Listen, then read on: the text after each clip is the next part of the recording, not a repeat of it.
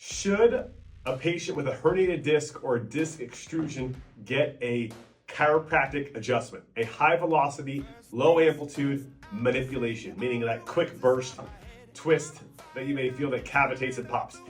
You know, I do this for 13 years and have helped disc patients every day.